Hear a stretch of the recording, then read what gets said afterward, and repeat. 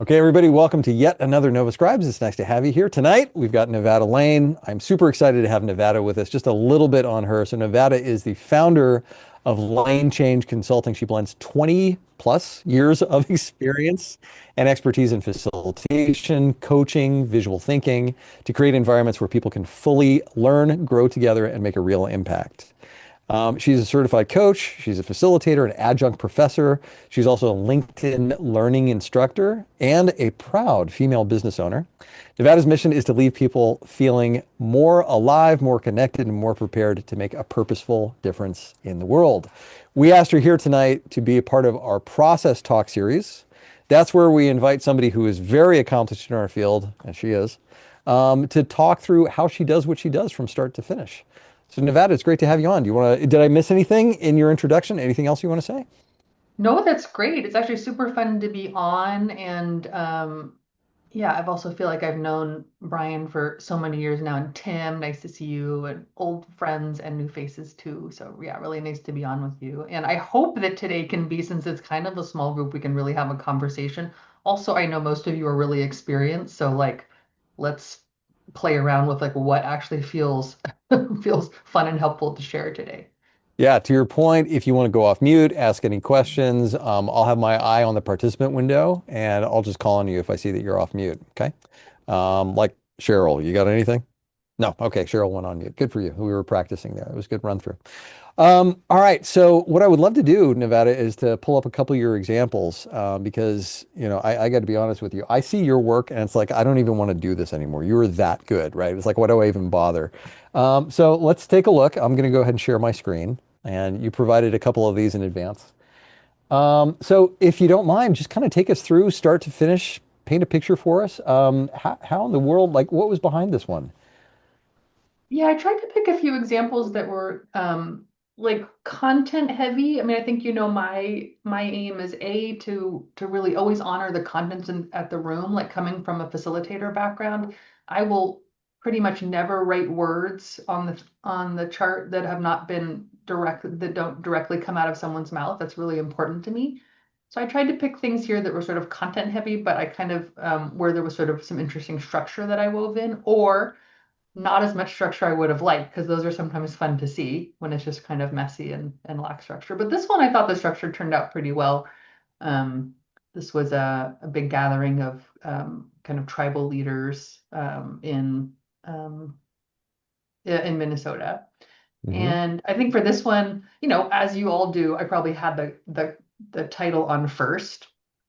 And I realized looking at the examples I sent, I was like, oh, I've really anchored into that um, outline font with like what do you call it, the gradient.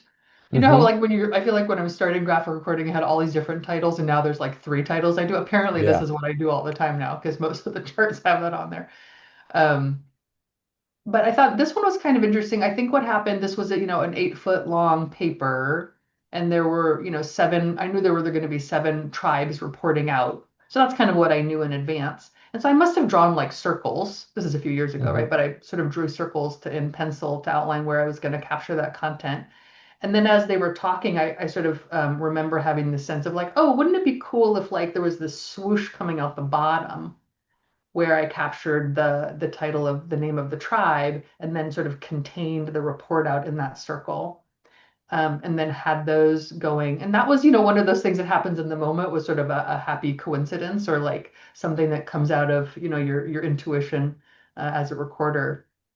That was kind of fun. And then I wanted to think pull that through on the bottom when kind of the big themes came together. Oh yeah, wouldn't it be cool then if that swoosh around around that circle where the people are in the bottom and the middle, if the swoosh came like from the top and went down and then came the bottom right. So I kind of liked how that ended up um, balancing out, and then having the hierarchy of font there, right? Like smaller font in the circles and then the bigger theme font on the bottom. So the swooshy thing, I don't think I'd ever done that before, but I thought it turned out well and worked well on this chart. And then I think I went in and overlaid kind of this landscape behind it Hmm. in the background of the chalk that I thought worked pretty well, given what they were talking about and the kind of the people in the room. And Yeah. Usually, as I do, there's kind of a simple palette here that I might want to highlight. I tend to work that way. But I don't think, again, I'd ever really, I don't usually use that brown chalk, but here I thought it worked well for the context. Mhm.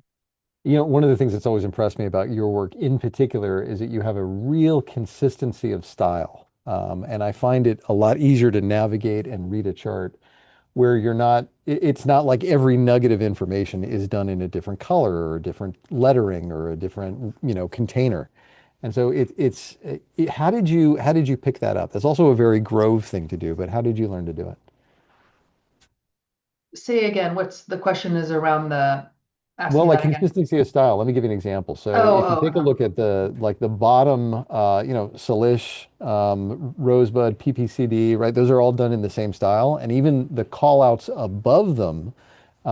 So you've got the blue with with the red under and over line, and oh, then yeah, yeah, I besides see where that, you're the going. highlights. Yeah, Mhm. go ahead. Yeah. Well, I really like doing that, right? Like to me, that creates the visual coherence. Like hopefully your Mm, brain doesn't have to work so hard if you kind of know everything at the same level is going to be have the same treatment, right? You guys know that right. as reporters, right? But it's like, and Heather Martinez has that really great uh, glance, scan, study, no, read, study, those four Mm-hmm. like levels of hierarchy, Mm-hmm. right? So the things in red here that are the tribal names are probably in that scan, right? You can see them right away. And then you'd have to like kind of zoom in a little bit to look at the smaller font. So I do try to do that. I'll be honest here, right? This was like a whole afternoon report out. So I had a little spaciousness to think about the timing, right? This wasn't like Mm-hmm. fast and furious. I think that's always really important to name. Like it is easier to do structure when we have a little more spaciousness, as you guys all know. And I brought some Mm-hmm. examples that were fast and furious just to show the difference too. Yeah. So this was an all-day chart. Yeah, maybe like an afternoon chart, Okay. You mentioned Heather Martinez as being one of your inspirations, somebody that you learned from. Who else have you learned from?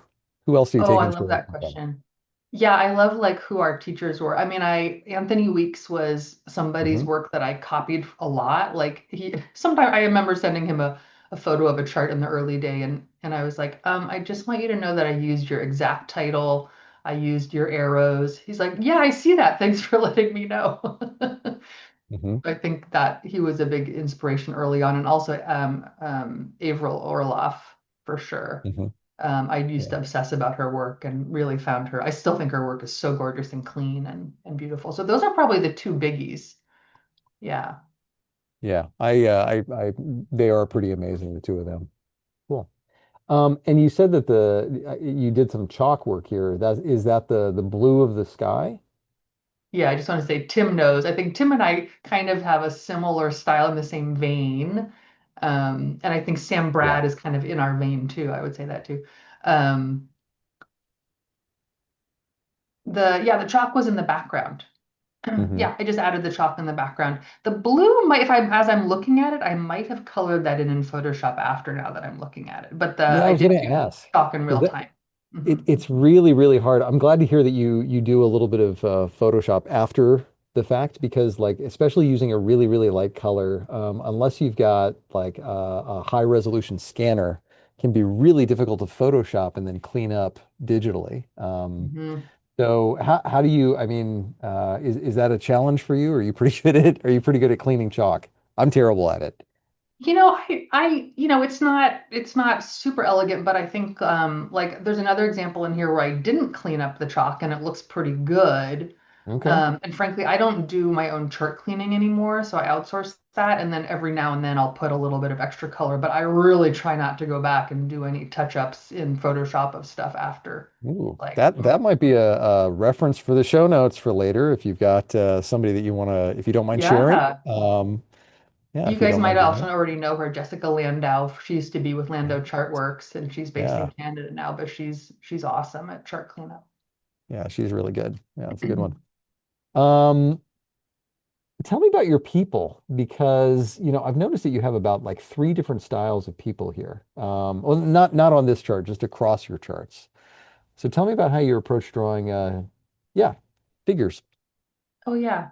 it's funny. I still think, I mean, I've gotten a lot better at people and I learned a lot from copying ThinkLink graphics, like the women from ThinkLink graphics. And then I also was kind of obsessed with certain graphic novelists for a while to kind of really learn how you shape a face and make a character. I don't practice that much anymore. But and so my people, I think they're fine. I wish they were a little bit more fluid and felt a little more like they had movement. So I do feel like my people are kind of stiff, and I'm fine with how they are, honestly. So I Okay. mean, I'm not working to like make them better these days, but yeah, I do tend to do like three different types of people. I can kind of share that for you guys, like um have a sketchbook here. I can switch my thing and I'll show kind of the three types that kind of end up on my charts. Can you guys see that okay? Yeah. Let me Yeah, highlight okay. it. So I would say like there's the kind of more detailed person. So if I'm drawing, let's say I'm drawing kind of a woman here.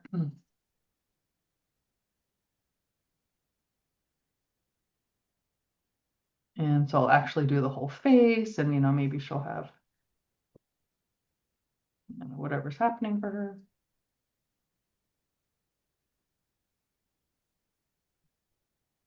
I'll use a smaller marker just because.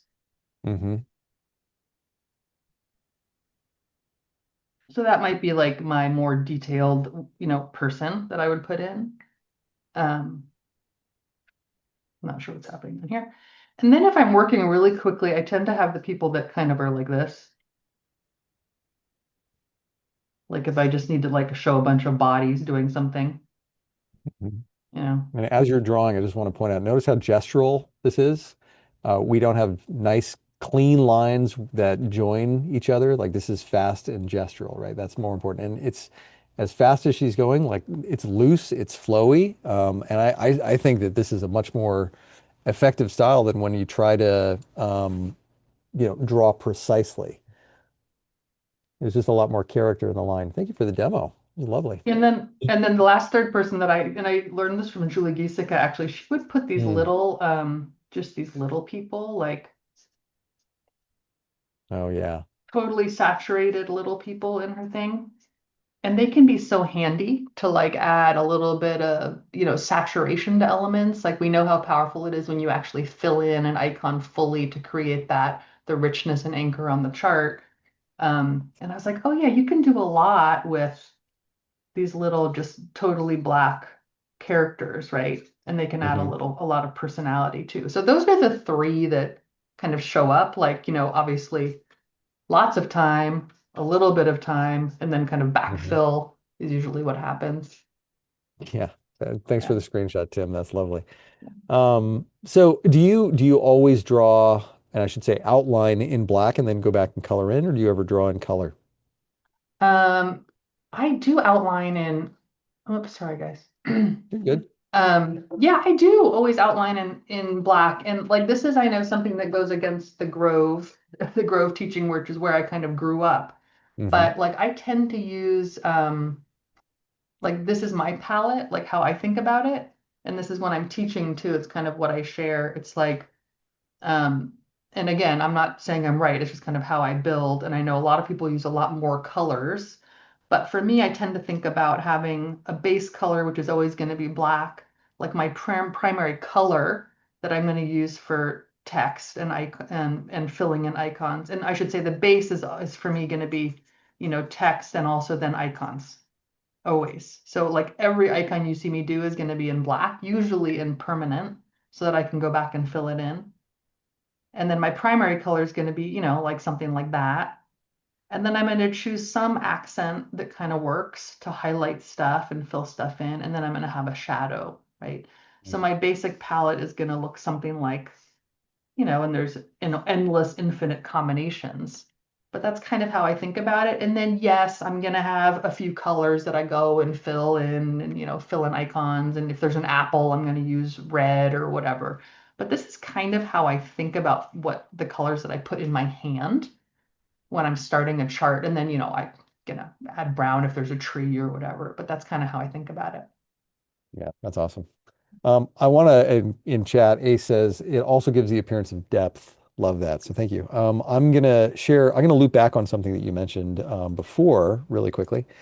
So you mentioned how Heather had shared with you the idea of glance, scan, read, study. And I just Hmm. wanted to kind of double click on that one and to Oh, really great. describe what that is. So I think she got that one from the Grove too, if I'm not mistaken. And the Ah, I idea wasn't sure which there, direction it went. That's awesome. yeah, this one's dated 2010, which is a little before Oh, she got started. uh-huh. But so at a glance level, that's the things that you see quickly, and typically that's the title. The scan is pretty much the next level down. So here we're thinking about like the subheaders, the categories, the themes. And then the read is the text. So text captions process. Now that leaves study, and what it is not is the next level of detail down, right? Read is your bottom level of detail. What study is you could think of this as layout, the way that the chart is organized, the way that you look across the chart, the way that the pieces and parts work with each other. So you'd ask, is it complete or is it accurate?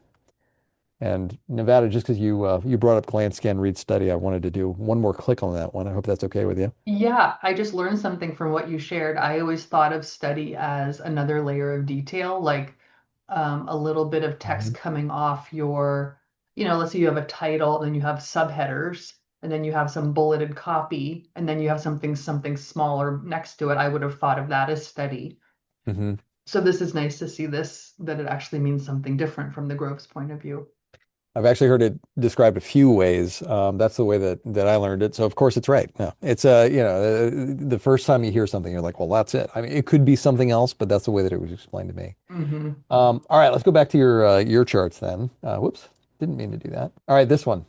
Um, love this one. Seeing a lot of overlap with the previous one, especially in the way that you did your title. Tell me Like about I this one. said, This apparently, was yeah. well, this has got like a lot of containers, which is it's a very Picablo thing to do. So kind of walk through the process of this one. Yeah, I thought this one would be good because this was sort of fast and furious with a lot of text, and there were a lot of containers happening here. So I thought it might be interesting to show. So as usual, I kind of work left to right, like probably most of you do. And this one was like there was a group discussion with a share out, right? So the question was, what is the future of learning you want to see for your family and community? So I kind of knew there would be this sort of popcorn share out. And I think the trick there was, right, not to start writing horizontally.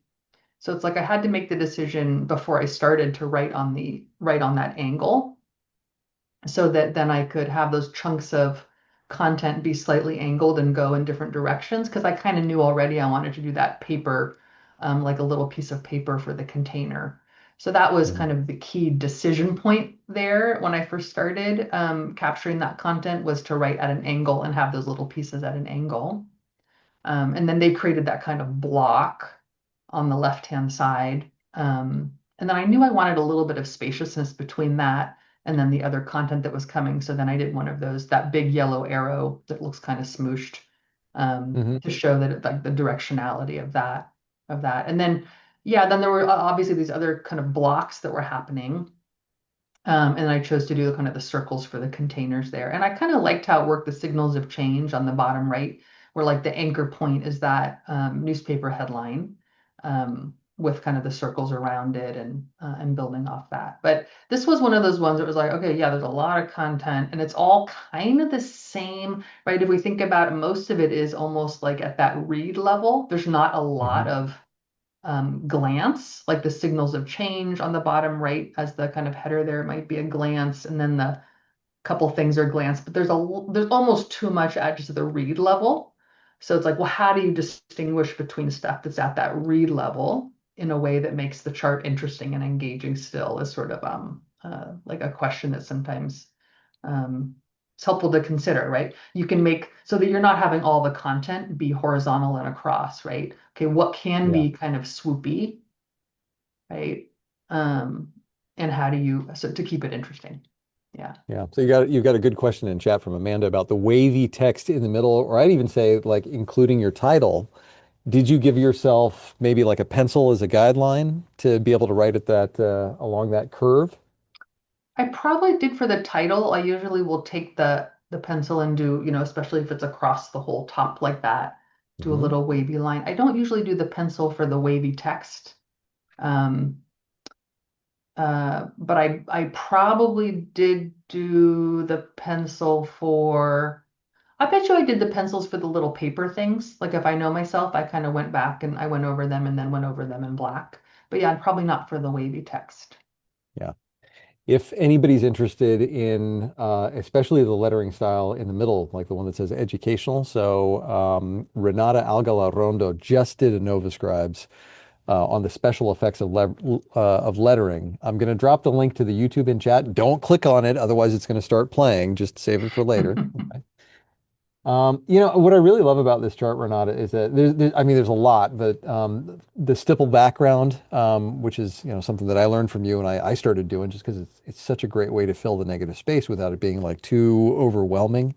I find that like one of the worst mistakes that I've made is where uh, I decide to fill a big piece of the chart with like a color like red, and it just ends up overpowering the thing. So like your Mm, choice to use yellow, and even that looks like yellow pastel or pan pastel to do the arrow. I mean that's yeah. just a masterful mood because otherwise that would be like too heavy. Same with the stippling that's there. Um, that's something that I've always loved about your charts is that the color blobs behind things just as a way of almost serving as their own little containers. Is that a signature of yours, something that you like to do? Oh yeah, thanks for pointing that out. I learned that for sure from the Think Link women from Lisa and Disa. Yep, Like I they do that a really lot. learned that technique from them. And then sometimes I forget that I know that. And then like I'm looking at the chart, it's like, oh right, there's that. I forgot to I forgot I know how to do that. And then those arrows are really from Anthony, Mm, particularly like Anthony has that taught me this in the middle and the bottom, how if you have some chunks of content, right, with circles and you want to show mhm. flow, how you can have that arrow that's the block arrow kind of go behind and then fill it in with yellow chalk is a really nice effect. I really like how Yep. that works. Yeah. Yeah, if there was see if you agree with this, but if there was a protocol, like a sequence that you follow to graphic recording, for me anyway, it's text is one of the first things that you grab. Mm, Then you do your drawing, usually in black. Then you do your color, and then the connector, which is that, your yellow arrow at the bottom there. That's like the last thing that you put in, or the container that goes around the whole thing. I don't know if it's the same with you. yeah, agreed. Yeah, and I think Anthony he's excellent at arrows. Super Yeah. good at arrows. And then You're Tim, like, go ahead. oh yeah. Uh yeah, and the black, that white on black, it is so nice, isn't it? It's like, thank God for the whoever taught us that. But that one was just the Neuland permanent black. And then I like the Neuland white that they have that you don't have to The shake. cover, I think it's called, right? Cover? Oh, I don't know. I think it's called it. Well, actually, they had one originally that was something else, but I think where they're at now is they call it the cover. But they had one previously that I think Oh they yeah, quit art using. cover. This one, yeah. Yeah, Yeah. there you go. Art cover, excuse me. Is that the one you use? Yeah, it's pretty good. It's not like 100% consistent. But it's I really like that you don't have to shake it and be like Yeah, pounding on a piece of paper in the middle of your work and it doesn't dry out. So that's I don't know how they did it, but it's good. Especially if you like yeah, go over it a couple times. yeah. That is a good one. The other thing I love about this chart, then we'll move on, is that this is what I really like about this is that your charts just have great layout. I mean, if you kind of squint at this. This is really five charts. There's the stuff that's happening on the left, there's the two in the middle, and then there's the two on the right. And so this really subdivides easily. And it's, when you have that sense of like layout and containerization, I don't know, for me anyway, it just feels very legible. It's very easy to read. And that's something that I've noticed with your charts. Do you tend to pre-lay out your charts or do you just go for it? Do you like sketch out, all right, well, I think I'm going to have something over here? Every time I do that, it doesn't work out. I mean, Yeah. like on the chart we saw before where I knew there was going to be seven groups reporting out and to make like seven circles. Uh, I think I made circles to kind of get a sense of how big each one needed to be. But if I do anything else on a chart where like think, oh, I'm gonna have a big square over here and start over here, I don't know, it never works out because Hmm. you can't predict, you know. So no, I don't do any kind of layout or templates or anything like that when I just kind of go for it. And I'm starting at that kind of top left and then kind of working right generally, like most of us are who read left to right. Yeah, thanks for that. And by the way, if you want to check out somebody who does pre-lay out their charts, Bruce Van Patter did a process talk. Again, don't click on it; it'll start playing. But he does do these pencil lines, and his charts have, this, as uh, as good as anybody, really good layout and flow to them. But to your point about it, he also will disrupt it if the case calls for it. Hmm. All right, let's take a look at this one. So, oh, and the other thing that I really love about your charts is the use of primary colors, the red, yellow, blue. You Mm. shared your color palette. I don't see a whole lot of like greens and pinks and purples in your charts unless it's a monochromatic. You've got a few examples on Instagram where it's just purple, Uh, but mostly it's in the red, yellow, and blue. Maybe talk about your colors. You showed the examples, but like what's behind that? yeah, I'm really just not like a pink person, but what I Oh, do does it? try Okay. to like I don't wear pink or purple, so I also don't like it's interesting. I don't kind of draw on them. And I will pick a color palette that goes with the content, right? Like if I'm doing a mental health event, I'm not going to use these really stark colors like this, probably. I'm going to go with something softer. Hmm. And I don't, and then if the client has brand colors they want me to use, I might be playing in that. Um, but that's kind of more what's happening. But yeah, if I could just like have, I do like that. Like I like the blue, kind of blue and orange often. Like I kind of rarely use 200 anymore. Or Mm. even And the, what's 200 for those not literate oh, in like the red, like Northern colors? a pure red. I included an example in here where I do, but Hmm. it's like I rarely use just a straight red. But like this one was the 601, which is, that burnt orange from Neuland. Hmm. Because it photographs really well. It's kind of not as intense as the red, but it photographs a little bit better than there's the plain orange. Um, Yeah. Well, thank you. All right. How about this one, State of the City? So this one's kind of interesting. This one's a little bit more vertical. Let me see if I can zoom out a little bit. This is Here we are. This is Acrobat, so it's a little bit knackier. There we go. Have I got the whole thing? So this one seems yeah, like a short chart. What's going on here?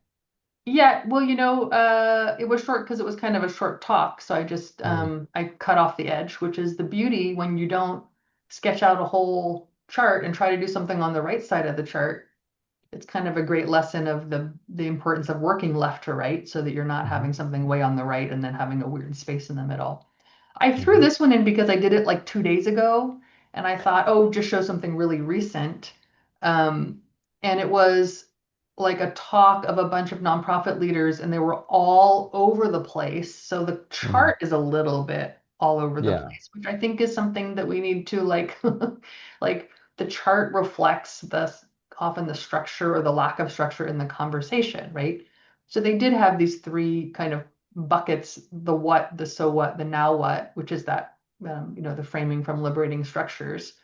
um, so for me it was a real sense of like, okay, they're just talking all over the place, how can I make it interesting and also create some container.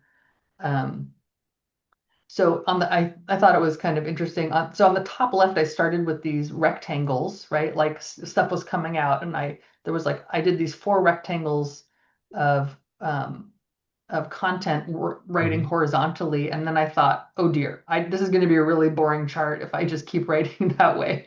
So I was like, okay. And what I usually do is go, okay, where I need to put a swoop in now to like mix it up. So then I did that swoop where you see the five people on the left, and then it says Yep. people are talked about as street conditions in San Francisco. So that kind of, I was like, oh, that got me out of the rut of just working horizontally and then kind of opened up more of the flow for that section of the chart. So I wanted to show this example as like me getting a little bit stuck in a pattern and then having to like back myself out of it by creating those flow. And that was sort of one way I got myself out of just having everything be the same size and direction. Yeah, this one's lovely. Let me, if I can reflect on your chart a little bit. So the having the what, so what, and now what, I think really anchors the chart at that below the glance, which is the title, the scan, Hmm. it really separates out these three sections of the chart. It's like, okay, I know that I'm going to start with the what, and then I'm going to go to the so what, and then the now what, and your containers you know, emphasize that as well. I can imagine if you had decided to go stylistically differently for the so what and the now what, this would be really hard to navigate, right? Hmm. But just by having that consistency, it's like, okay, I know kind of how to read through this thing. And I love that you've been moving, to your point about not using 200, which is the deep red or the, primary color red moving into the 601, which is more of a red orange. And then also your blue, is that the 304, which is kind of like a desaturated denim Yeah, color that's the almost? denim. Yeah, yeah, I like that one a lot. It's like Hmm. there's something about it. It's really, I mean, it looks great on when you're drawing people's pants and everything, right? Because it does kind of look denim, but there's something kind of mature about it. Like it's like I like that blue. It does photograph a little black here, right? It kind of reads as Hmm. black, but in person it looks really nice. I think it's kind of it's rich.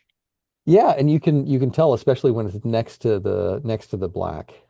This is really, Hmm. really a lovely chart. I gotta ask you about what gray are you using? That's not 102. What is that? That's a different kind of gray. Oh yeah, I'm really into 108 right now for my 108. gray, for my shadow. And folks, we are super nerding out on Neuland colors right now. If you're like, what is with all these three-digit colors? These align with the Neuland color palette. Okay. Yeah, Yeah, 108 is like 101 is too dark. dark.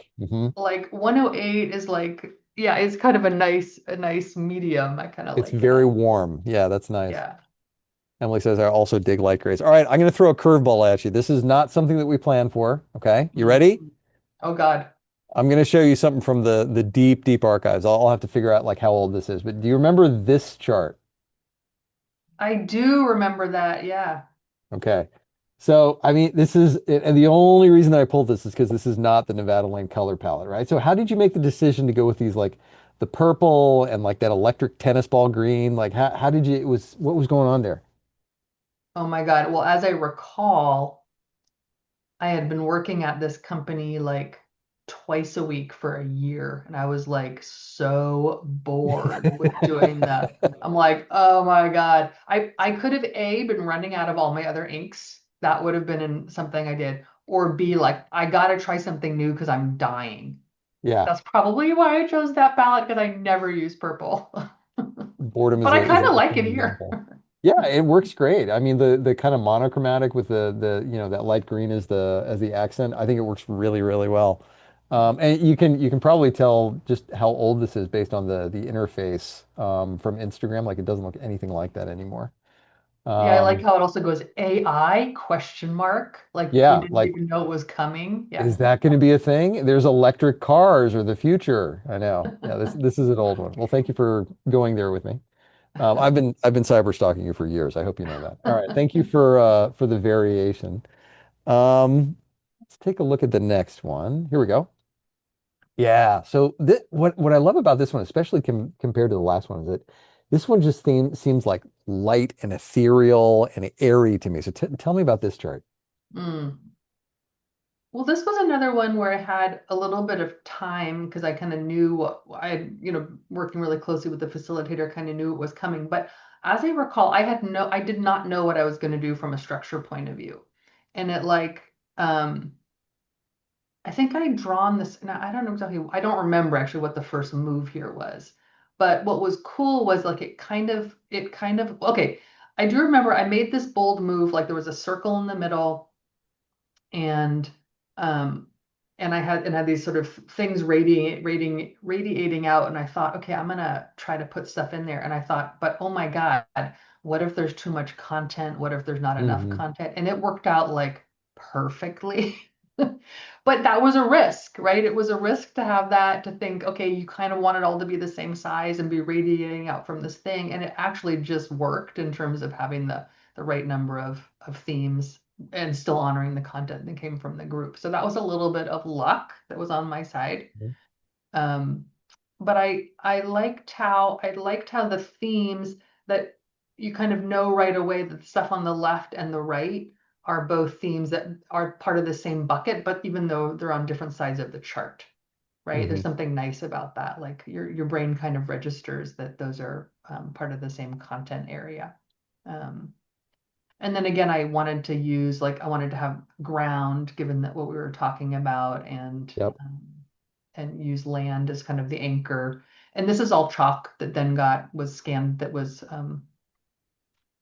cleaned up pretty well.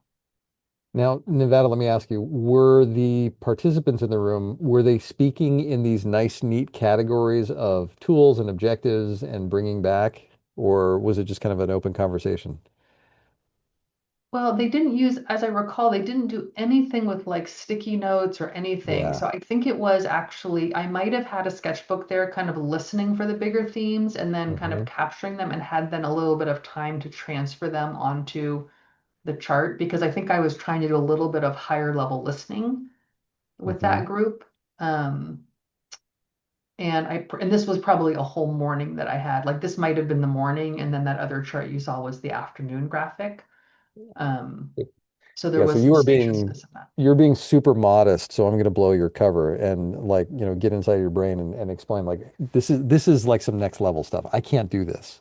So what Nevada was doing here is that she was listening to an open conversation and mentally she was chunking the information not in sequence of how it was said, but by theme as it went. And she may have been taking notes to tag stuff, but the ability to come up with what is effectively a template, a layout that captures an open conversation like that on the fly while it's happening, that is some next level stuff. And notice, if Nevada, if I can sing your praises just a little bit more, the stuff that's radiating away from the center, that's the stuff that's got energy behind it, right? That's the stuff that, people can like really get behind. The whole idea of documenting stories and the credit union and the data and the like that's where the energy is coming from.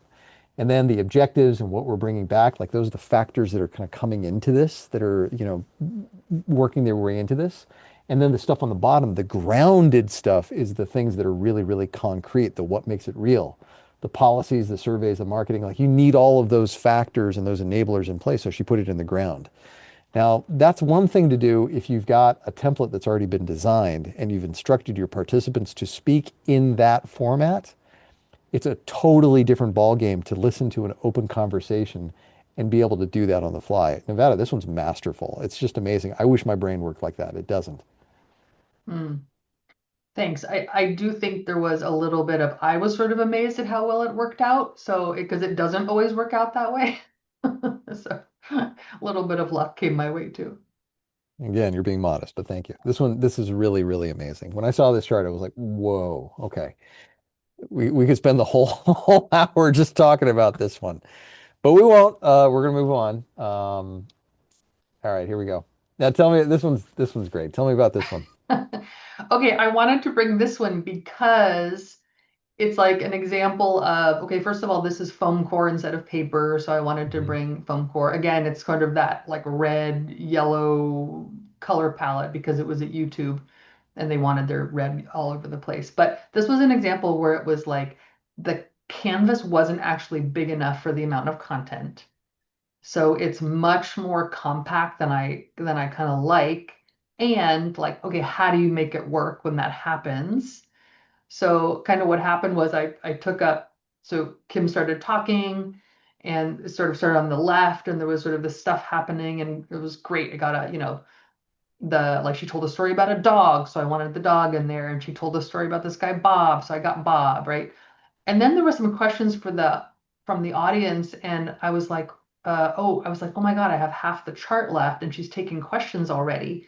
So I kind of made the stuff in the middle too big. And then I was Mhm. like, oh no, she was just pausing for questions. And now she's going to actually get into the more interesting part, which is how do you actually practice radical candor? So I was like, oh crap. So then I had a column down the right, and now we worked from top to bottom with these 1, 2, and 3. And I kind of like had to really scrunch it. So I wanted to bring this as an example of a 40 by 60-inch foam core, right, for an hour and a half talk Ooh. where she kind of told me what she was going to do and then did something different. And so it Mhm. was kind of a make it work moment. and it kind of all works out. But it's like if I had to do it over again, the stuff in the middle would be much smaller, or I would have actually left some of that out and given her more room for her talk. But yeah, just wanted to Um, share something different where there's like less containers. I mean, there's the clouds, which are a container, and then I try to do these gray rectangles behind a couple of these report out things to structure it a little bit. But mhm. yeah, tricky. Yep. I love clouds as containers because they can, fit whatever space is given, you know. Hmm. You don't have to worry about like the right angles of squares and rectangles and things. Yeah, it's always fun when the speaker goes off script, right? My favorite thing is where they say, "All right, we're going to cover these 5 points," and they cover four of them, and you're like, "Okay, I got a five here. Give me the Yeah. fifth thing." Yeah, it's Yeah, I speakers. always Don't teach trust I them. always teach the students in like principles of graphic facilitation, never write down 1, 2, 3, 4, 5 on your chart.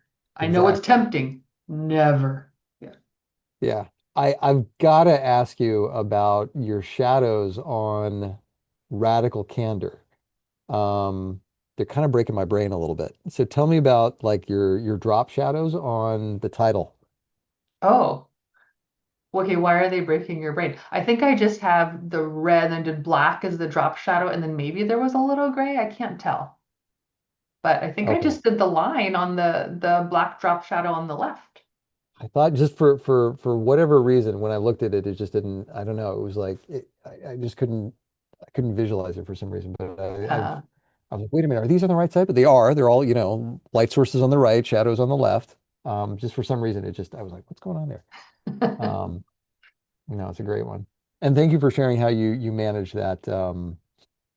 Your speaker throwing you a curveball. It's like, oh yeah, no, they never do that. By the way, this is also a really good one of those color blobs that I mentioned before, like where it says "Don't be a robot," and then like the two people that are on the left, and then the hamburger on the right. Like I love those color blobs that you use. Um, cool. Thanks for this one. Anything else you want to say about this one? No, I just think that I was using, I think if you guys don't know about I'm sure you all do, but I was using Oh the yeah. Montana markers for a lot of like if I'm working on foam core especially and I want on foam core I'm all of my text is going to be permanent black. You'll Hmm. notice like I almost never do other unless it's a header text. I don't highlight other what I'm trying to say. I do all the text in black primarily so that I can have one of these with my accent color and then highlight and go over it because it just Hmm. helps it pop so much. So foam core is sometimes so much a little bit easier to work on and more fun because of that, I think. Yeah. Of course, there's no Do you chalk, ever but it find that also easier to clean up too. that's exactly what I was going to say. Do you find that working on foam core, I find that it kind of makes my markers look a little bit duller than they do on paper. Do you find that? Oh, that's interesting. I sometimes think they pop better. Hmm. And I really like that you can kind of blend colors better, like Yep. on Yep. foam core. So there's you can, but it is funny like doing like I had a last week, it was like a couple days where I was working on foam core and then a day working on paper. And there is a little bit of that adjustment period. It's like, oh wait, I can't really do that on paper. Okay, okay, yeah. But that's what also keeps it interesting. Yeah. So that was 5 out of 5 examples that you've got. We could open it up for questions. I could surprise you with a few other ones that I've been collecting over the years. Tim's got a question for you. What's preferred marker choice on foam core? I use a combination of Neuland and Colic and Posca. Oh yeah, you know what, Tim, I'm really Copic. using I use all Neuland. It's just mostly permanent. It's funny that Trent and I did a job in the summer, and for whatever reason, the foam core that we got, like it was same supplier, it was Uline, whatever. Somehow that it just sucked up the Neulands on like especially the gold color. It was weird. We couldn't figure out what was going on. But normally it's fine. So I'm using Neuland, and then yeah, I'm trying to look in my kit. Yeah, I mean it's all Neuland, and then I am really obsessed with the bigger brush markers. Like Hmm. I can't believe what a difference is made to I think the quality of my lettering because it's so much nicer and faster to write like subheaders with that brush. Yeah. Yeah, I have it on good authority that you can thank Heather Martinez pressuring Guido Neuland for that one. All right, let's go Sarah Spencer, then Sarah DeWitt, and then Cheryl. So Sarah Spencer, go for it. Yes, thank you. Well, Nevada, thanks so much for sharing your experience and talents with us, both here and out in the world. I have a question for you. I don't think it's entirely formulated, but it's something around like leveling up or changing the way you like the draw across your career. So have you, and how many times have you put work into like really leveling up what you do? Like, so Mm. was it taking classes from Heather to get better lettering? Like, when you are in a state of wanting to improve or change what you do, what's your experience on leaning into that impulse? Oh yeah, I love that question. Well, I'm going to be honest. I would say these days my attention is not focused on graphics. So, I mean, I wouldn't say I like to keep, I want to keep it fresh now, but I'm not like actively searching out like how can I get better and better at this because I'm kind of obsessed with midlife and like coaching midlife people. So that's kind of like my focus. But there has been phases where I was like really obsessed with graphics. And I would say the best learning I ever had was there was a year where I was going down to Google twice a week for like a year and they worked me like a dog. And I didn't have any boundaries. I was like, I'd go in there and there'd be 12 sessions and I'd be recording from 8 in the morning until 6 at night. And like I almost passed out. I mean, it was like ridiculous, but it was like boot camp. And so it was, I remember it was like, okay, I was learning so much about time management, color palettes, and I would like pick up something of Anthony's, I'm going to copy that. So it was like literally copying other people's style as I was until I was finding my own. I would copy his color palettes and then I'd look at Lisa Source's people and like try to do people just like her for that thing. So definitely finding inspiration from other practitioners and then applying that like over and over and over again. That was a big learning. And then yeah, and then there was a point where I was really wanted to get better at people. And like I think I mentioned, like there was some graphic novelists, and I just kept like practicing and practicing, drawing people until it felt like, okay, I'm good enough for what I feel comfortable with. Mm. Um, and then when I guess moving digitally, and I didn't share any digital examples, I'll say that like I generally want to be with humans in a room.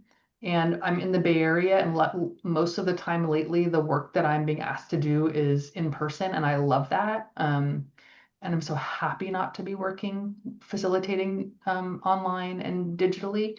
But I do like doing digital stuff sometimes, but that was a big learning curve, and I learned a lot from, oh my God, I'm forgetting her name. She's the wonderful Finnish woman. Algosia?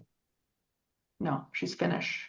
Oh, sorry. Raquel, Raquel. Benson. Yes, Raquel, thank you, thank you. Yeah, and I went to her, I went to a workshop with her, and she totally unlocked some stuff about just how to work in Procreate back then, or just like how she's thinking about her work and like integrating photos. And so that was a big learning curve, and that was right before COVID, so that was super handy timing. Mm. Um, Yeah, I hope that answers your question, but it was like basically Yeah. stealing slash being inspired by Yeah. others was probably the main thing. Well, so if you don't mind me asking, hopefully a quick follow-up question in the stealing, because that's what artists do, right? Like there's no such thing as stealing. It's just, or no such thing as the original idea. Um, attributing. So like if as you were looking at Anthony Week's stuff, did you like, and I don't know, I'm sure people in this industry feel differently across the spectrum. It's like, I don't care if you take my stuff to like absolutely do not take my nose shape or something. Hmm. When you are consciously copying someone, is it good practice to reach out and say, hey, Anthony, just by the way, I've been working at Google for like 3 weeks and I've been using your arrows. Like, is that something that would be, I mean, a practice, a good practice for people who are starting to improve their work?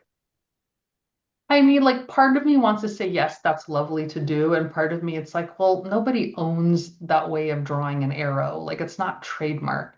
I mean, I was jokingly, but I did reach out to Anthony and like show him a chart. And I think he was sweet about it.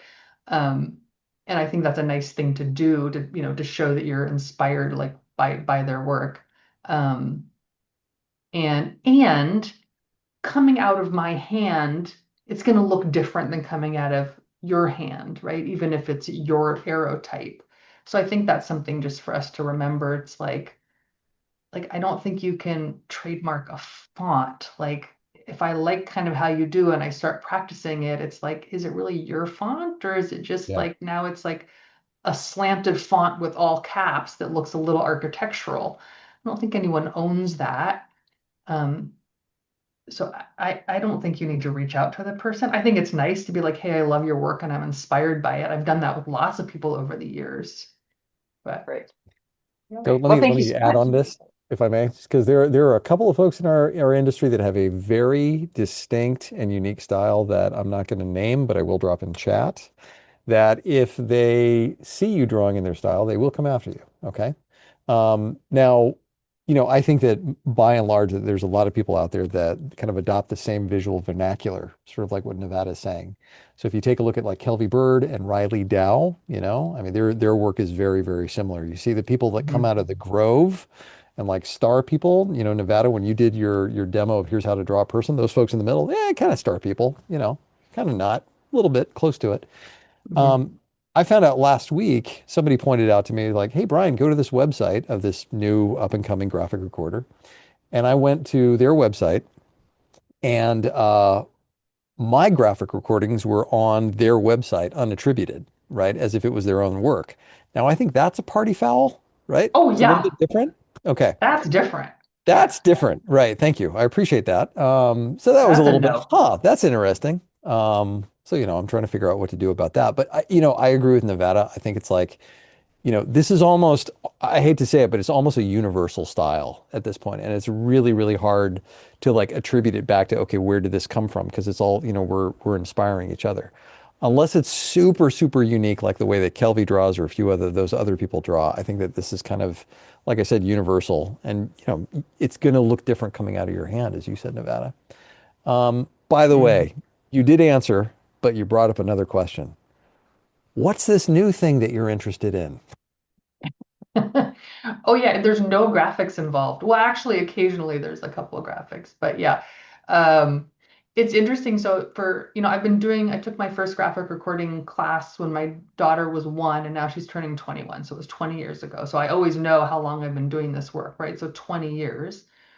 And look, I think I'm 51 years old. I've certified and I became a certified coach many years ago. I continue to do deeper work on myself, and that's the work I want to bring to groups. I'm really interested in midlife coaching, so I run midlife wisdom groups for women, and do a lot of work with the Enneagram, with teams and with individuals in my coaching work. So that really lights me up, and it's like I think it's okay to claim that we are multi-potentialites, right? It's like there's a lot of us out there that like to do a lot of different things, and the idea that you need to narrow in and scale, I think, is a total fallacy. And so I encourage people to explore their creative expressions. Like if one of your core values, like mine is around creative self-expression, I'm going to keep branching out into all the things that interest me. And so that's what has my passion and interest right now. And I can still make money doing graphic recording. So it's the Thanks, both Nevada. and. All right, I'm going to combine a couple of questions I saw in chat. So Sarah DeWitt asked any favorite examples or stories of working digitally, and Cheryl asked, do you mostly work analog? Let's combine those two. Digital work.